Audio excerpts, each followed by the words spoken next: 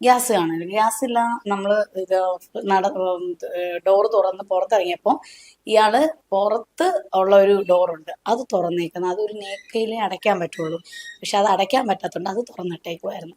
നമ്മളെ ടാർഗറ്റ് ചെയ്ത് വന്നതെന്ന് പറയാനായിട്ട്, കാരണം അയാൾ ഒരു മോഷ്ടാവാണെങ്കിലും പിന്നീട് ആളുണ്ട്. നമസ്കാരം. പശ്മേഷ്യൻ യുദ്ധം കൊടുമ്പിരി കൊള്ളുമ്പോൾ ആശങ്കയിലാവുന്നവരുടെ കൂട്ടത്തിൽ മലയാളികളുമുണ്ട്. മലയാളികളെ സംബന്ധിച്ച് വാണിജ്യ മേഖലയിൽ ഉണ്ടാകുന്ന ഇന്ധന ലഭ്യത കുറയുന്നു, ഹോട്ടൽ എല്ലാം അടച്ചിടുന്നു എന്നുള്ള ആശങ്കയാണ് അത്തരത്തിൽ നിൽക്കുന്നത്. എന്നാൽ ഇപ്പോൾ മറ്റൊരു കാര്യം കൂടെ ഉണ്ടാകുകയാണ്. അതായത് സാധാരണ സ്വർണം അതുപോലുള്ള വിലപിടിച്ചുള്ള സാധനങ്ങളാണ് നമ്മൾ സൂക്ഷിച്ചു വെക്കുന്നത്, കള്ളന്മാരിൽ നിന്നൊക്കെ സൂക്ഷിച്ചു വെക്കുന്നതെങ്കിൽ ഇനി മുതൽ ഗ്യാസ് സിലിണ്ടറുകളും അതേ തരത്തിൽ തന്നെ സൂക്ഷിച്ചു വെക്കേണ്ടി വരും എന്നുള്ളൊരവസ്ഥയിലേക്ക് എത്തുകയാണ്. നമ്മളിപ്പോൾ നിൽക്കുന്നത് തിരുവനന്തപുരം ആര്യശാല എന്ന് പറയുന്ന സ്ഥലത്ത് ചാലയ്ക്കടുത്തുള്ള ഒരു ഹോട്ടലിലാണ്, VS ഹോട്ടൽ. അവിടെ കഴിഞ്ഞ ദിവസം ഒരു വലിയ മോഷണം തന്നെ നടക്കുന്നു. അതായത് ആ ഹോട്ടലിലുള്ള സിലിണ്ടറുകളാണ് മോഷണം പോയിരിക്കുന്നത് എന്നുള്ളതാണ് വിവരങ്ങൾ. ഏകദേശം 3 സിലിണ്ടറുകളോളമുള്ള ഹോട്ടലിൽ ഉപയോഗിച്ചിട്ടുള്ള സിലിണ്ടറുകൾ അങ്ങനെ തന്നെ വെക്കുകയും ഫുൾ നിറഞ്ഞു കിടക്കുന്ന ഒരു സിലിണ്ടർ മോഷ്ടിക്കുകയും ചെയ്തു എന്നുള്ളതാണ് വിവരങ്ങൾ. എന്തായാലും ഇതിന്റെ കൂടുതൽ വിവരങ്ങൾ ഹോട്ടൽ ഉടമ തന്നെ നമ്മളോട് വ്യക്തമാക്കുന്നതായിരിക്കും. ചേച്ചി ചേച്ചി നമ്മളിപ്പോ സ്വർണ്ണമൊക്കെ എങ്ങനെ സൂക്ഷിച്ചു വെക്കുക എന്നൊക്കെ പറയുന്നത് കേട്ടിട്ട് ആ അവസ്ഥയിലേക്ക് എത്തിയിരിക്കുകയാണ് ഗ്യാസിന്റെ കാര്യം. എന്തായിരുന്നു ശരിക്കും സംഭവം, എപ്പോഴാണ് ശ്രദ്ധിച്ചത്? ഞങ്ങള് ആക്ച്വലി ഇത് നടന്ന സമയം ഒരു 1:45 മണിയാണ്, ഏർലി മോർണിംഗ് 1:45. പിന്നെ ഞങ്ങള് ഷോപ്പ് തുറക്കാൻ വരുന്ന പോലെ എന്നും വരുന്ന പോലെ വന്നു. അപ്പൊ അവിടെ ഈ പൂട്ട് തുറന്നിട്ട് നന്നായി പൂട്ടിയിട്ടാ പോയിരിക്കുന്നത്. അപ്പൊ നമ്മള് ആസ് യൂഷ്വൽ നമ്മള് പൂട്ട് തുറന്ന് അകത്ത് കയറി. ലൈറ്റ് ഇട്ടപ്പോൾ ലൈറ്റ് കത്തുന്നില്ല. അപ്പൊ കുറച്ച് സ്ഥലത്തുള്ളതിൽ ഇൻവെർട്ടർ കണക്റ്റഡ് അല്ല, അപ്പൊ ലൈറ്റ് കത്തുന്നില്ല. അപ്പൊ അതെന്താണെന്ന് അറിയാൻ വേണ്ടി ചേട്ടൻ നോക്കിയപ്പോഴത്തേനും ഫ്യൂസ്, നമ്മുടെ മെയിൻ കണക്ഷൻ ഓഫ് ചെയ്തേക്കുന്ന ഫ്യൂസ് ഊരിയിട്ടേക്കുന്നു. അപ്പോൾ ആരോ കയറിയതെന്ന് മനസ്സിലായി. പിന്നെ ഗ്യാസ് കുറ്റിയൊന്നും നമുക്ക് അപ്പോഴങ്ങനെ പോകത്തില്ലല്ലോ. പിന്നെ ഞങ്ങൾ രാവിലെ മോർണിംഗ് ചായ മുതൽ ബ്രേക്ക്ഫാസ്റ്റ്, പിന്നെ ഉച്ചയ്ക്ക് ലഞ്ച്, ഊണ്, ബിരിയാണി, അങ്ങനെ ഇത്രയാണ് നമ്മൾ കൊടുക്കുന്നത്. പിന്നെ വൈകുന്നേരം ആകുമ്പോൾ വൈൻഡപ്പ് ചെയ്യും. പിന്നെ പിറ്റേ ദിവസം രാവിലെ ഉള്ളൂ. അപ്പൊ ചായയുടെ നമ്മൾ നോക്കിയപ്പം ഗ്യാസ് ഇല്ല. കത്തിക്കാൻ നോക്കും, അപ്പൊ ഫുൾ കുറ്റിയാണ് ഇരുന്നത്. ഗ്യാസ് കാണില്ല. ഗ്യാസില്ല. നമ്മൾ ഇത് ഡോർ തുറന്ന് പുറത്തിറങ്ങിയപ്പോൾ ഇയാള് പുറത്ത് ഉള്ള ഒരു ഡോറുണ്ട്, അത് തുറന്നേക്കുന്നത്. അതൊരു നേക്കയിലേ അടയ്ക്കാൻ പറ്റുള്ളൂ. പക്ഷെ അത് അടയ്ക്കാൻ പറ്റാത്തതുകൊണ്ട് അത് തുറന്നിട്ടേക്കുമായിരുന്നു. എന്നിട്ട് തിരിച്ചു വന്നു. അപ്പം നമുക്ക് CCTV ഒന്നും അപ്പോഴും നമ്മൾ നോക്കിയില്ല. അന്നേരം തന്നെ ഫോട്ടോ സ്റ്റേഷനിൽ വിളിച്ചിട്ട് പറഞ്ഞു, ഇവിടെ ഇങ്ങനെ എന്നതുപോലെ കളവ് പോയിരിക്കുകയാണ്, ഞങ്ങളുടെ ഗ്യാസ് കുറ്റി ഒരു ഫുൾ സിലിണ്ടർ പോയിരിക്കുവാണെന്ന് പറഞ്ഞു. അപ്പോൾ അവർ പറഞ്ഞു ശരി ഞങ്ങൾ വരാമെന്ന് പറഞ്ഞു. വന്നു അവർ സ്പോട്ടെല്ലാം വിസിറ്റ് ചെയ്തു, എല്ലാം സംസാരിച്ചിട്ട് പോയി. അപ്പോൾ ആ സമയത്ത് പറഞ്ഞു വിഷ്വൽസും റിട്ടേൺ കംപ്ലൈൻറ്റുമായിട്ട് കൊണ്ടു ചെല്ലണം എന്ന് പറഞ്ഞു, സ്റ്റേഷനിൽ പോകണം എന്ന് പറഞ്ഞു. അത് കഴിഞ്ഞ ശേഷമാണ് ചാനലിൽ വിളിച്ചത്. അന്നേരം വിഷ്വൽസ് ആയപ്പോഴത്തേനും അയാൾ കറക്റ്റ് വരുന്നുണ്ട്, എല്ലാ കാര്യങ്ങളും നന്നായിട്ട് നമുക്ക് അറിയാൻ പറ്റുന്നുണ്ട്, വരുന്നുണ്ട്. വന്നകത്ത് കയറി. അപ്പോൾ ഈ അവിടെ ഒരു ക്യാമറ വെച്ചേക്കുന്നത് അറിയത്തില്ല. അപ്പോൾ ഈ ഫ്യൂസ് ഊരിട്ടേക്കുന്നുണ്ട്, ക്യാമറ വർക്കിംഗ് എല്ലാം. ക്യാമറ കണ്ടപ്പോഴത്തേനും അയാളോട്ടിനെ ചാക്കെടുത്തിട്ട് അതെല്ലാം നിങ്ങൾ ഇതിൽ കണ്ടു കാണുമല്ലോ.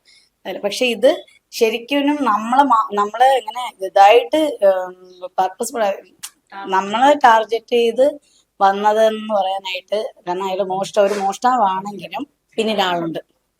അയാൾക്ക് കാശ് കൊടുത്ത് അയാളെ പറയണം. അത് വേറെ ആരുമില്ല, ഈ തൊട്ടടുത്ത കടക്കാരനാണ്. RK ഹാർഡ്വെയർ ഷോപ്പ് ഉടമ ഗോപദാസും മക്കളുമായിട്ട് ഞങ്ങൾ കുറെ ഈ വഴിത്തർക്കങ്ങളും പ്രശ്നങ്ങളും ഉണ്ടായിരുന്നു. അപ്പൊ അതിന്റെ ഇതില് അവരെ FIR, ഞങ്ങൾ 2 FIR അവരുടെ പേരിലുണ്ട്. അവർ 26 ദിവസം നോൺ ബെയിലബിൾ ഒഫൻസിൽ അച്ഛനും മക്കളും ഒളിവിലുമായിരുന്നതാണ് ഞങ്ങൾ അടിച്ച കേസിൽ. പിന്നെ അത് കഴിഞ്ഞപ്പോഴത്തേനും അയാളുടെ മക്കള് കഞ്ചാവൊക്കെ അടിച്ചിട്ട് വന്ന് രാത്രി 2 മണിക്ക് ഞങ്ങളുടെ ക്യാമറ മോഷ്ടിച്ചുകൊണ്ട് പോയ ഒരു കേസും ഉണ്ട്, അതും FIR-ലുണ്ട്. അത് കഴിഞ്ഞപ്പോഴത്തേന് ഇന്നലെ വൈകുന്നേരം ഞങ്ങൾ വണ്ടിയിൽ ഞാൻ വന്നപ്പോഴത്തേന് അയാളുടെ സാധനം തട്ടിയെന്ന് പറഞ്ഞിട്ട് അതിനെ ചൊല്ലി വഴക്കായി. അയാളുടെ ഷോപ്പിൽ വിൽക്കാൻ വെച്ചത് മൺവെട്ടി എടുത്ത് എൻ്റെ സ്റ്റാൻഡിങ് ബോർഡിൽ അടിച്ച് എന്നെ അടിക്കാൻ വന്നു. അങ്ങനെ പിന്നെ ബഹളമായി. ഞാൻ ഫോർട്ട് സ്റ്റേഷനിൽ കൊണ്ടുവന്ന് കംപ്ലൈന്റും കൊടുത്തിട്ടുണ്ടായിരുന്നു. ഇന്ന് രാവിലെ സ്റ്റേഷനിൽ പോകണമെന്ന് പറഞ്ഞു. അതിന്റെ ആഫ്റ്റർ എഫക്റ്റ് ആണ് ഈ പിന്നീട് നടന്നതല്ല മോഷണം.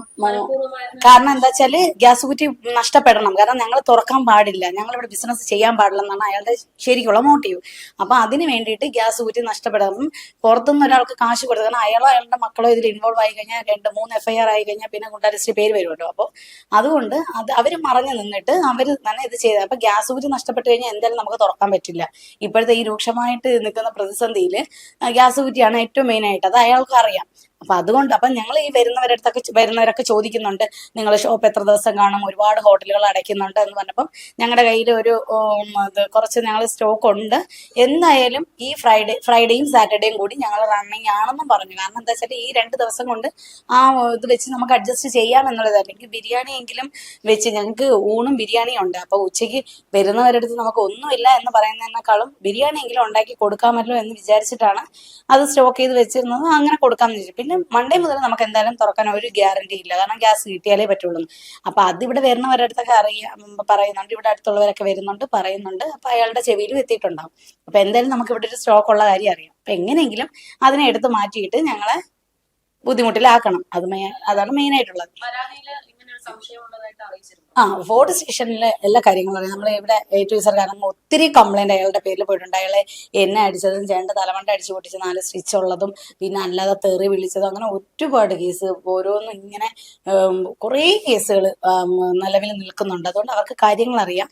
അപ്പൊ ഇതും അതിൽ പറഞ്ഞപ്പോഴത്തേനും ഇപ്പൊ ഉച്ച കഴിഞ്ഞപ്പോഴത്തേനും ഞങ്ങൾ അവിടെ കൊണ്ടുപോയി റിട്ടേൺ കംപ്ലൈന്റും വിഷ്വൽസും കൊടുത്തു കഴിഞ്ഞപ്പോഴത്തേനും SI സുരേഷ് സാറും വേറൊരു സാറും പിന്നെ നന്ദു സാറും എല്ലാവരും കൂടി വന്ന് സ്പോട്ടെല്ലാം വിസിറ്റ് ചെയ്തു. വിഷ്വൽസ് എല്ലാം കണ്ടിട്ടുണ്ട്.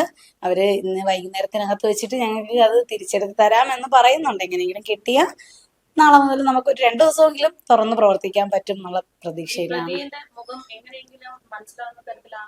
നന്നായിട്ട് വിഷ്വൽ നന്നായിട്ട് ആളെ ഞങ്ങൾ കണ്ടതായിട്ട് ഓർക്കണില്ല. എത്തിച്ചത് തന്നെയാണ് എത്തിയത്. കാരണം അയാളെ നമുക്ക് വേറെ ആരുമായിട്ട് ഒരു ശത്രുതയില്ല. ഞങ്ങളും ഇവിടെ വന്ന് ബിസിനസ് ചെയ്യുന്നു. ബാക്കിയുള്ള ഇയാളുമായിട്ടുള്ള പ്രശ്നം എന്ന് വെച്ചാൽ ഈ പൊതു വഴി ഞങ്ങൾക്കും അയാൾക്കും കൂടെയുള്ള വഴി, ആ ഒരു തർക്കം മാത്രമേ നടക്കുന്നുള്ളൂ. അതിന് കേസ് നടക്കുന്നുണ്ട്, പിന്നെ സ്റ്റേഷനിൽ കൊടുക്കുന്നുണ്ട്, അല്ലാതെ കോടതി വഴി കേസ് നടക്കുന്നുണ്ട്, ഒക്കെ ചെയ്യുന്നുണ്ട്. അപ്പൊ ഇയാൾക്ക് മെയിൻ ആയിട്ട് ഞങ്ങളെ ഇവിടെ നിന്ന് ഓട്ടിക്കണം. അതാണ് മെയിൻ ആയിട്ടുള്ള അയാളുടെ മോട്ടീവ്.